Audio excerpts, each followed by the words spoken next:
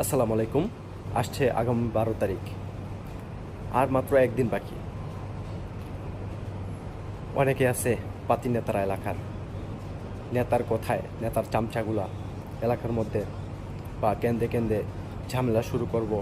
এই সময় অনেক মায়ের বুক খালি হয়ে যাইব।